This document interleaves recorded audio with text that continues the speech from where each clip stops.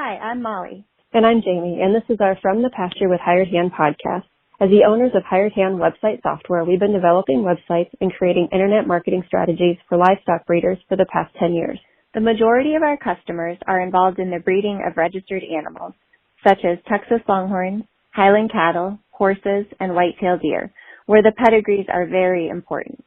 The From the Pasture with Hired Hand podcast examines many of the differences in raising pedigreed livestock for maximum profit.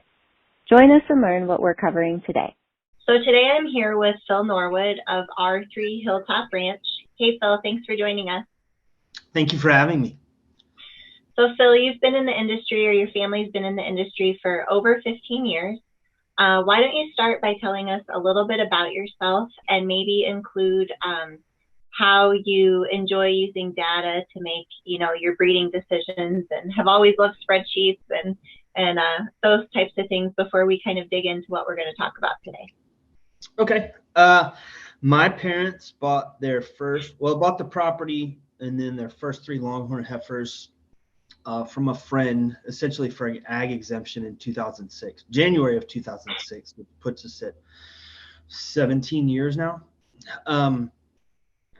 And I lived in Houston at the time, and it was a nice escape to get away from work to come up here near Waco for the weekend when I had the chance, and kind of became involved. And then over time, and as the herd grew, my parents decided it was time to retire, so I bought the herd from them, or their half of the herd, in 2018, and have kind of enjoyed being able to make my own decisions instead of being 1/3 of the vote. Awesome. And to get to the spreadsheets, I had a previous job, one of many, but that reports were very important. And every Monday I would print out 4 or 5 reports and use those to order new merchandise to ensure that the store stayed in stock. And then using information from each of those reports, you could determine operational opportunities, whether the receiving process wasn't being done correctly, or cashiers were passing off merchandise to their friends, or we had a theft problem, or a competitor had lowered their prices, and that was a big price guarantee, was a big sales pitch for our store in a very competitive market. And all of those things can be determined initially from the report and kind of lead you in the direction that you needed to go to, verify a price change, or interview an associate for stealing, or keep an eye out on a specific area of the store for shoplifters, just all from these reports. And so that's carried over into Longhorns. It's just there, all the data is there, and I may not know how to read it as well as I did in retail, but I at least have an idea of which direction to kind of move forward in, and learn more if I need to, or call an animal if we're at that point. So what would you say, where does this spreadsheet fall in your journey of using data? How many other spreadsheets do you have going that maybe we don't know about? Well, not many spreadsheets per se, but I do use the Horns database a lot. When my parents first got started, there were 3 heifers. In the first year, there was 1 calf whom they registered, named R3 Gunslingers Reveille, born in 2006. And each year, they registered every calf. And so when the Horns database came online, one of the things that I noticed was that calving interval was brought up in several places. Excuse me, just determining the interval between the previous calf and the most recent calf. There's a calving history report that shows you each year how many days between the calves. When you look up your individual animal, it shows you the average calving interval for that specific cow based on recorded calf. Anyways, short story long, they have reports that you can run, and so I utilize those reports in monitoring calving interval, which has up till now been, and still is, probably my biggest management tool for the herd. A cow that's about a heifer at a sale at 15, 16 months, probably 17 months old by the time she was 6. And I did my annual review on horns, looking at calving histories. She's had 3 calves, and her average calving interval was like 420 days which is a whole lot longer than the 340 days. I mean, 340 days that I expect or strive for. And so she went to a packing plant in Waco, and so did her daughters, just to move them on. And that's kind of how it started and where it's at. Well, we really appreciate you being willing to share this one today with us.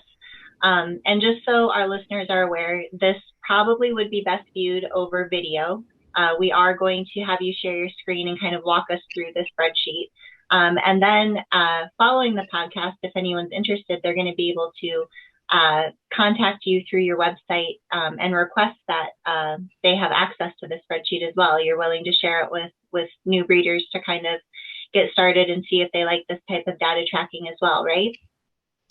Yes. When people have the beef report that we're going to go over and they have their results and they want to filter out in a similar way I have from 16 down to the 7, which we're going to discuss, traits.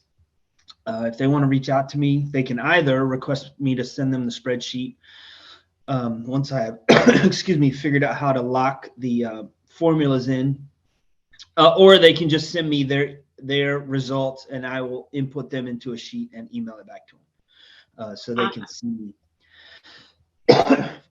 how their females score. Great. Well, that's exciting. I'll be excited to hear how many people stick with us through the whole explanation and then decide to use it. So I feel like before we can really get started with any of the important questions, that maybe we need to just review some of the key terms that you're going to use a lot throughout the podcast. Right. So if you want to start there, that would be great. Okay. So when you do the beef report through Identity, which is an extra report when people order the GGP 100K, is genomic testing. And those tests then can be used in the development of EPDs for the Longhorns. But until then, yeah, this beef report. Not to interrupt you, Phil, but let's back up one step maybe for someone who doesn't know anything about this. The tests that you're talking about, those are actually ordered through the TLBAA? Correct. Okay. So it's part of the DNA testing that they're striving to encourage, right? Correct. There's parent verification, and then there is the genomic testing, which is a GGP 100K test. And animals who have DNA samples submitted for that test can then be, there's an add-on test called the beef report that breeders can select and get the results back for, which is what we're about to discuss. And do you happen to know, is that an additional cost or can that be included in that original score for free? It is an additional $10 on top of the genomic testing. It's a separate test that's run. So there are 16 traits that are evaluated, and the way they do that through this beef report, since the Longhorns don't have their own EPDs, what they do is they compare the genetic markers, identified markers for cows, against thousands of samples that have been submitted for purebred animals from 5 European breeds: Hereford, Limousin, Charolais, Simmental, and Gelbvieh. And so on one hand, it's kind of comparing apples to French fries in that they're Longhorns versus these beef breeds, more traditional European breeds.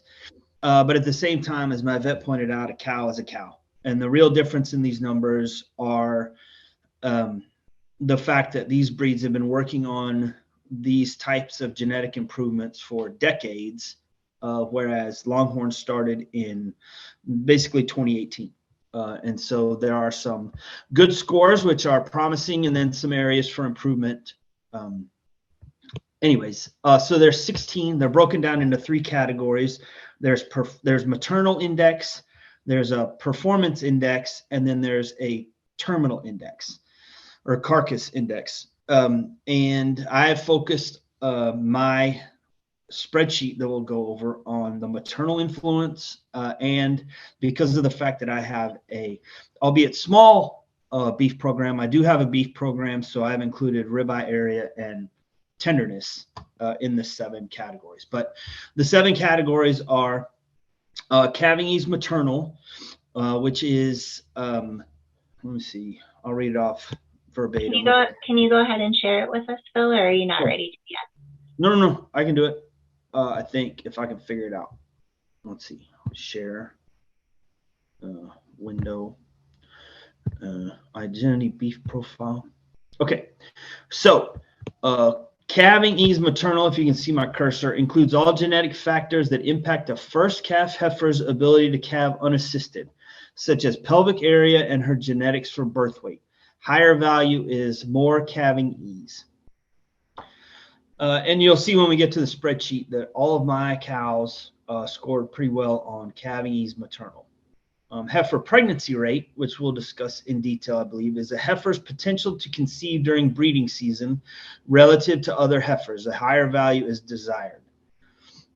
Milk is the pounds of a calf's weaning weight due to the dam's milk production, optimizing milk to the forage environment. Stayability or longevity, which is I put on the poll. The chance a heifer will remain in the herd as a productive cow until at least 6 years of age, which is kind of funny since Longhorn people talk about cows breeding into their 20s. And then temperament or docility is genetic potential to be calm or have calm offspring. Higher scores indicate a higher probability of acceptable disposition. I skipped most of the performance or production traits there. Weaning weight and average daily gain, residual feed intake, hot carcass weight. And instead, like I said, I did ribeye area, which is ribeye area is measured on a carcass. Ribeye area estimates muscling in a beef carcass in square inches of ribeye at the 12th rib. Larger ribeye area progeny have more muscle and a higher percentage of retail product. Excuse me. And then tenderness is the genetic potential for beef tenderness on the Warner-Brasler shear force scale. A higher 1 to 10 score is more tender.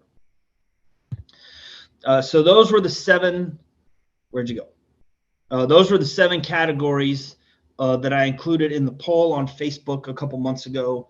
And then once I had all of my results back, made the spreadsheet and had my brother assist me in weighing specific columns to put different emphasis on those areas, which we'll cover here in just a bit.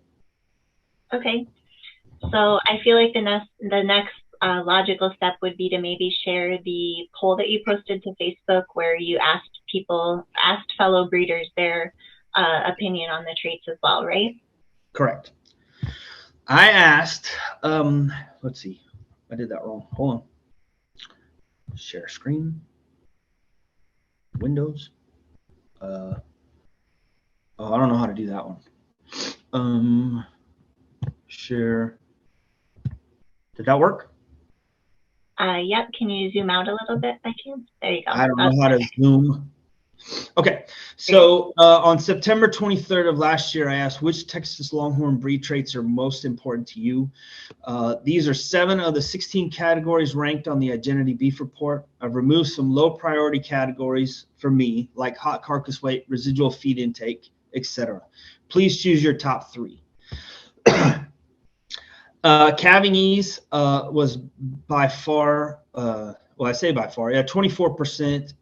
There were, as you can see, 80 votes of the 334 votes cast were for calving ease.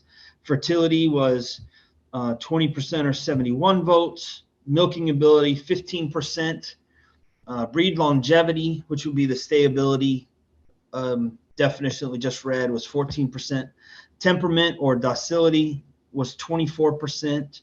And then surprisingly, and this has changed since I did the spreadsheet, but I can change it real quick. Ribeye area is only 2%. Only 4 votes of the 344 votes cast consider ribeye area an important trait. And then tenderness, 6 votes or 1%, which that's kind of interesting that 4 scored higher than 6. Anyways, So that's where we're at on the poll. And then I used those results, and I took the exact number of votes divided by 344 to come up with the percentages I used on the spreadsheet. So basically, you took the results of the Facebook poll, and then you created the spreadsheet, and that's how you're essentially ranking all of your R3 branded females born after 2018. And that's generating the data that you're using to decide if you're going to cull some of them, continue breeding them, right? Yes, I do have. I use the Facebook poll to make the spreadsheet, and then I decided that because I do have a beef program, the ribeye area and the tenderness are more important to me than other longhorn breeders, as evidenced by the poll. So I actually have a different one. I took away a little bit from calving ease because everybody scored so high on that, and I took a little bit away from the longevity because that scored so highly, and it's important but not as important. And then I move those percentages basically, like, so ribeye area on my home sheet is 3% and tenderness is 6%, which is basically I tripled what the Facebook poll, which doesn't change a lot on the animals that ranked really high, and the animals that did not rank as well, those, interestingly enough, don't move a lot. But when you do change it, there's a lot of movement in the animals in the middle, which is, I think, kind of cool. Okay, yeah, and it sounds like maybe the spreadsheet could be customized down the road for people who are solely focused on a beef program, for example. Correct. It's a great way to just kind of prioritize your own characteristics that you value. Correct. Awesome. Well, why don't you go ahead and pull your report up and just kind of walk us through it. Tell us why you're excited about it, how you're using it, just everything about it. We're ready to hear. Okay. All right, so this is the spreadsheet. You can see the Excel up at the top. And the weights, which I followed for the Facebook poll, are pretty close. These are, like I said, I didn't round up or down. I used the exact votes versus the total votes. So calving ease maternal, according to the Facebook poll, ended up at 23%. Heifer pregnancy rate, 21%. Milking, 16%. Stayability or longevity, 13%. Docility or temperament at 24%. Ribeye area, 1%, because it only got 4 votes. And tenderness ended up, I don't know if you can see this, but a 1.74%, so it rounded up to 2. And then ribeye area was a 1.16% and rounded down to 1. And what I did was I ranked them. Each column can be sorted, like date of birth can be sorted youngest to oldest. I can sort calving ease maternal from highest to lowest or lowest to highest. Same with heifer pregnancy rate all the way across. I did the total score of the 7 columns here and did the average of those. And then that's when I thought, I called my brother up and he helped me do this weighted average. Excuse me. So that, and this is using the Facebook poll. So even though, for example, Scout's Cheer scored a 49 and averaged a 7, her weighted average based on her scores and the Facebook poll, she is a 7.462. And then Wright's Princess, who is another BR Mr. Wright daughter, who scored a 50 on the columns and averaged a 7.14, just a little higher than Scout's Cheer, also averaged a 7.462. And so it goes all the way down. And our lowest score is 37 total points, an average of 5.29. But then with the weight, it ends up at a 5.811. And then I have color-coded the 2 bulls. We owned Grandism. His daughters are in green, as is down here on the legend. And then I was able to lease BR Mr. Wright last year. And so his daughters, I sent the results of his test to the Allens, Karen and Brian Allen at Circle A Longhorns. But this is how his daughter scored. Anyways, so that's where we're at on that. So what about the green and yellow coding? Where does that come in? So I did each of these codes. I did 5 was average. I kind of decided that for my group. 5 was average. So everything that's above a 5, I used the background in green or highlighted the cell in green. And then everything that's under a 5 that stands out to me is highlighted in bright yellow with red numbers. And that's the 4s, 3s, 2s, and 1s all the way down. So I'm not sure if I'm jumping ahead, but is one of the things you're going to kind of go over with us where your cutoff is in terms of the weighted average, like where you feel the top half of the herd falls versus the bottom half? Or heifers? Yeah. So right now, my priorities on the spreadsheet that I have, heifer pregnancy rate, the fertility, milking ability, and temperament are my top 3. And they're all like 22% of, so they make up 3/4 of the, 2/3. Those 3 columns make up 2/3 of the report. And to tell this story very quickly, I had not ordered the beef report on all these genomic tests that I had submitted because I really thought that as an association, we would have enough samples to do Longhorn EPDs before now. But we don't. And that's why I ordered the reports. And while I was waiting this summer, there was a lease bull here. And I have in my phone on the calendar, tentative calving date of April the 4th. And I don't know 283 days before that what the date was. But 3 weeks later, the bull is after this heifer again. It's the first calf heifer. And I was like, that's not good. Then 3 weeks after that, he's after her yet again. And I thought, this is not good at all.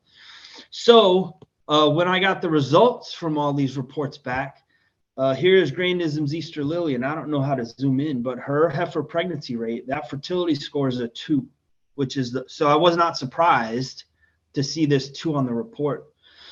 And I don't know. She hasn't been in standing heat since the bull went away. At least I haven't seen it. And so I'm still a bit of a doubting Thomas on how valid all these scores are. But if she doesn't have a calf or has it late in the in the calving season, then in all likelihood in a year or 2 she'll go away. And when she does, then that means that the 3s and the 2s and the 4s under heifer pregnancy rate, regardless of their other scores, are probably going to go away as well. And you can see these low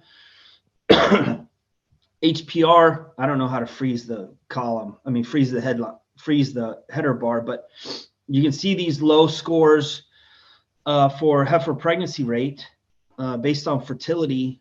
And there's a lot of low scores on tenderness also. So that's probably what's going to happen. And we'll work on improving our average. Right now, as we scroll down to the very bottom, based on these 7 traits, the herd averages calving ease is 8, HPR, which is heifer pregnancy rate, is a 5. I think that is, not to zoom around on the screen and get everybody dizzy, but you can see the averages. And then anyway, so that in all likelihood, if she calves in the first 2 cycles or 42 days after April the 4th is into early May, then we might keep that calf around and test it to see if this sire was able to improve drastically on that score because of his score, which was really well for heifer pregnancy rate. In which case, we'll wait until the heifer's old enough to be weaned, and then we'll probably check Lily to see if she's bred again, and then we'll make our decision from there. So a bit of a doubting Thomas and kind of a wait and see, but the fact that she scored a 2 after I saw her in heat 3 times over the summer with the bull in pursuit kind of leads me to believe that this may be a lot more accurate than even I'm willing to admit. But also using the data to improve your future generations, like you said, with that calf that should come, you'll be able to tell if, like you said, the lease bull, had an improvement on that. So that data will become more and more valuable, I'm sure, as well, and then contribute to which herd sires you select as well. Correct. Love what you're hearing? Be sure to check out our Pickup Truck Confessions. It's a video series where we hop in the truck or rental car and interview a variety of breeders about what drives their passion for their livestock, how they got started in the breed of their choice, marketing tips, and more. And now, back to the podcast. Well, let's go back to the Facebook post a little bit. So when you shared the information on Facebook after your poll, another Longhorn breeder in the friends group, Alex Dees, who's very respected from Oregon, she has CR Longhorns. This is what she said, and I would just like to talk a little bit about it. So she said, the HPR number is interesting here. Is that because we tend to breed later than the average beef herd and it reports as a lower number, or is that based on the genetic factor in the DNA? And so your response, it included mentioning, a little bit more about the specific type of DNA and its comparisons. But if you're willing, why don't you expand on that a little bit and try to, speak to those of us who aren't as knowledgeable in the DNA testing and all of the data, what we should be taking from that, essentially. Well, her question, when we went through the spreadsheet just a second ago, the second column, HPR, which is the heifer pregnancy rate, there were a lot of 5s and 4s, and we just talked about Easter Lily scoring a 2. It's the second column right here, and I'll even sort it from largest to smallest. So April Wind gets a 7, which is good, but look at all these 5s and 4s down here towards the bottom. Even some of the BR Mr. Right daughters, which may be more maternal. It should be more maternal. At least that's what we've always heard. From my understanding, and we had the Neogen rep at the Horn Showcase to do a seminar on these, the beef report specifically. These are markers which are in the samples of the heifers that I've submitted, and they're compared against the markers of cows and heifers of these purebred European breeds. And as I mentioned earlier, and the vet pointed out, we're just getting started in this, whereas these other breeds have been doing it for years and years and years. And it's been several years ago, but there was a TV show, or there is a TV show called I Am Angus. And for some reason, I tuned in, and they were doing it wasn't a Hall of Fame awards, but it was a Lifetime Achievement Awards, and they were highlighting 5 or 6 Angus breeders who had had an impact over the years. And one of them specifically, they were talking about DNA and the genetic improvement that the breed had seen over the past 50 or 60 years since they started doing this in the 70s or the 80s. And the comment that really stuck with me from all of that was they weren't talking to the gentleman who was being recognized, but one of his friends or another breeder.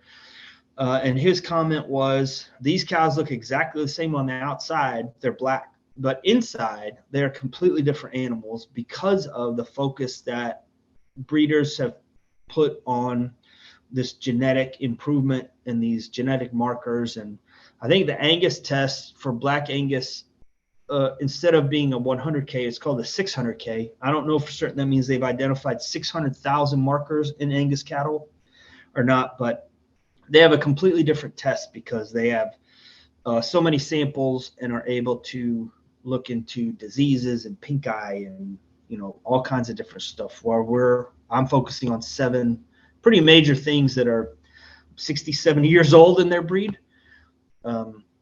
So to answer her question, these are where my scores land. These are where my heifer scores ended up being compared against the breeds that have been doing it for a long time and working on improving these numbers. And when talking to a Neogen rep,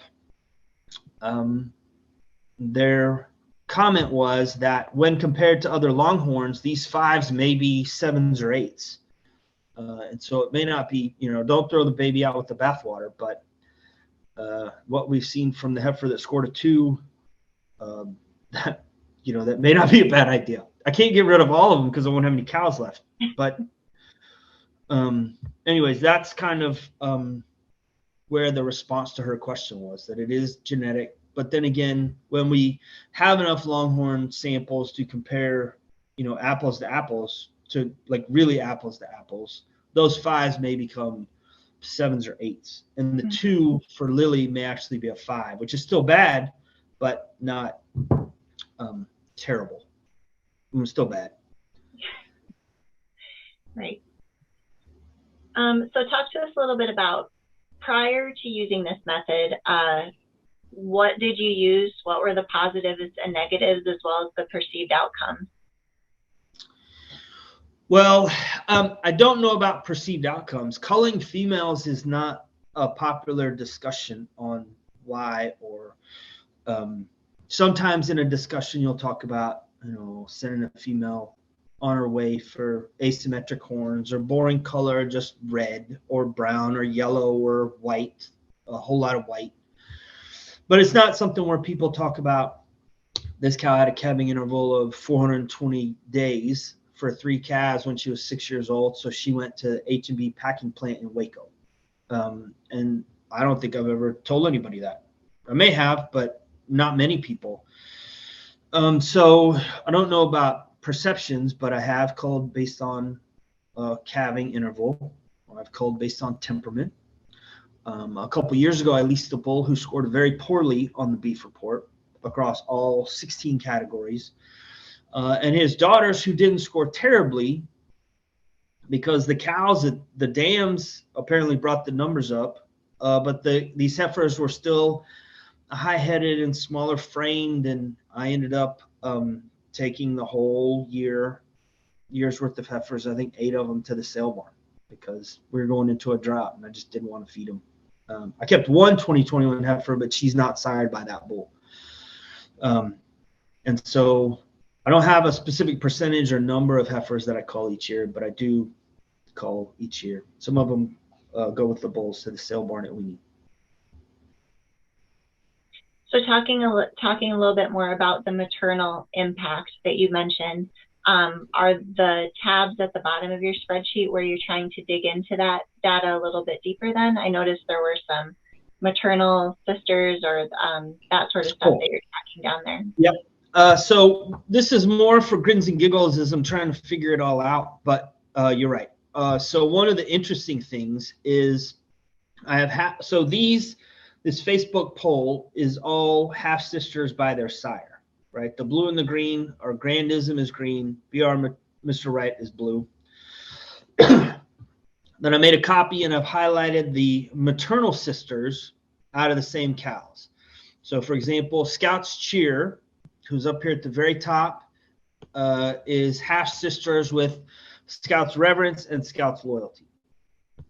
Miss Margot EOT has 3 daughters. Grandism's Margot by Grandism, Safari's Margot by J.H. Rural Safari Son, and Charles Margot by Del Charlo. And you can see that they're all kind of grouped pretty closely together. And then April Wind and River Wind are half sisters out of a cow I have named R3 Wind River. April Wind sired by BR Mr. Right, and River Wind sired by Grandism. And you can see they're only 0.07 of a point apart. And so that's kind of an interesting comparison, I think. Full sisters, full sisters is even more interesting because they're all over the map. R3 Irish Wind is a Grandism daughter out of a cow named R3 Windsong, and her full sister down here in this dark orange is R3 Dancing Wind. And they're about half a point apart, almost a full point apart, I'm sorry. Fire Dancer and Fire Maiden, Scout's Reverence and Scout's Loyalty, who are on the other report, and then Grand Baroness and Grand Duchess. And so that, I think, is really interesting in how differently even full sisters score on the report. And then, see if I can get this. And then another interesting comparison that I like is mothers and daughters. Right Said Margot, whose nickname is Fred, if you get that, you get that, is a daughter of BR Mr. Right and Charles Margot, the Del Charlo daughter out of Miss Margot EOT. And you can see there's a good 70 basis points difference with them. R3 Wind River is a Grandism daughter. R3 Wind Dancer is her heifer, first calf out of by BR Mr. Wright, and you can see there's only barely 1 basis points, 12 basis points difference between them. And then Wright's Maiden and R3 Fire Maiden, not much difference between those two either.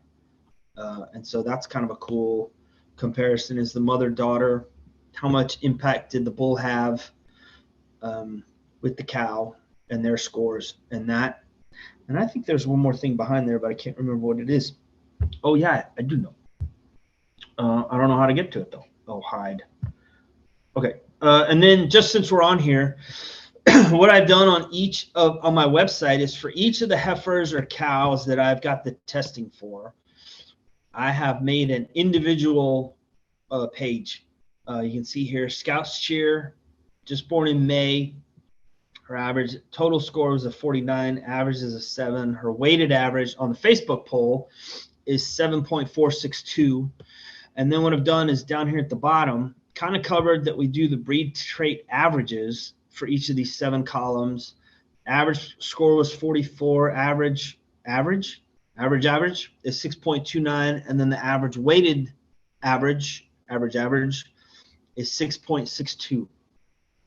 And then I did the variance of Scout's Cheer, each of her scores versus the average, which essentially this is the EPDs for my herd. In general, I'm sure there's a lot more specific science to it, but in general, EPDs are averaging all the data and then comparing that single animal versus the averages. And so there's only 25 samples in my herd, but you can see that she scored 1 point above on calving ease, down a little bit for heifer pregnancy rate. And then we move over. I think this is ribeye area, where she's 1.2, 120 basis points below the average, meaning she scored a 4. This is tenderness. She's above average for the tenderness trait. She scored 5 points higher than the average. Her average is 71 basis points over. And then her weighted average is 85 basis points over. And like I said, that's basically the EPDs, like in-herd EPDs for my group of females, these 25 females that I have listed, and based on these weights from the Facebook poll. Mine's a little bit different. But anyways, did that work? Mm-hmm. Still sharing a screen or?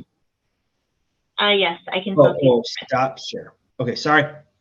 You're good.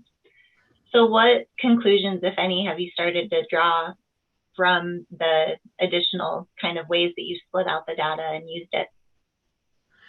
I think I mentioned earlier that I'm still a bit of a doubting Thomas, but this is important. I think that what's on the inside of these cows is as important as what's on the outside.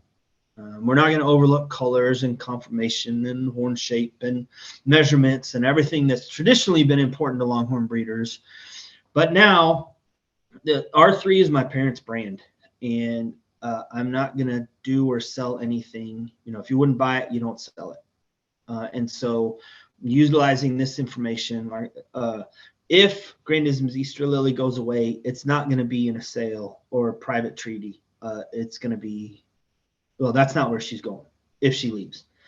So I think that's, it's important to have as much information as possible to make an informed decision.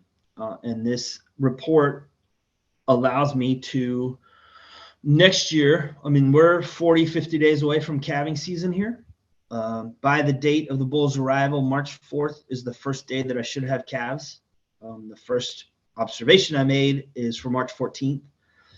And because of the fact that I use the TSU gun, which is the tissue sample, and I have the vials, I can take those tissue samples on day 1, which I'm never here when the calves are born. But once they start going into the creep pen when they're 2-3 months old, then I can get those samples and have the results back before weaning.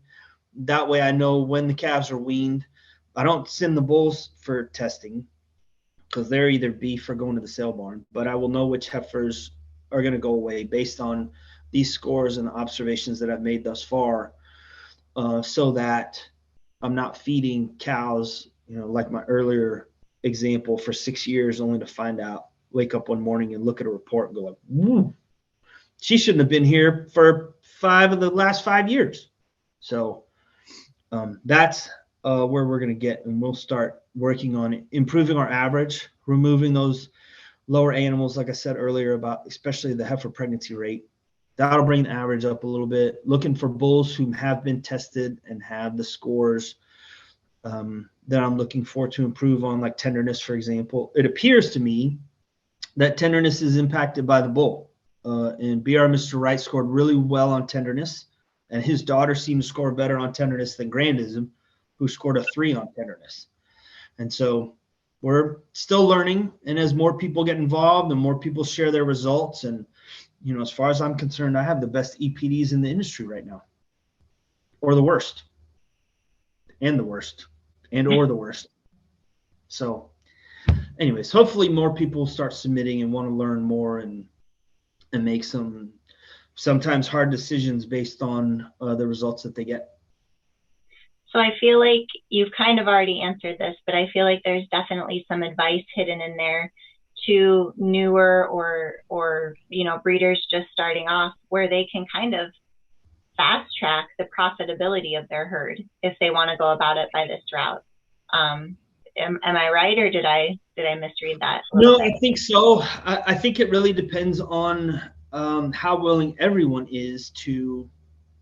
It's easy for me to say that I'm going to call a female at the sale barn because the majority of my herd was born here.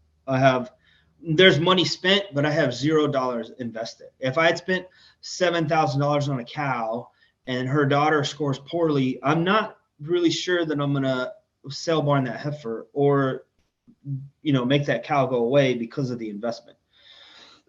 Although I think as more breeders submit the tests and make those results public and make it part of their sales pitch, like, hey, this heifer averages 7.42 based on a Facebook poll. That's why she's priced it $2,500, $3,000 as a weanling instead of the $1,250 that I charged in the past when I didn't know.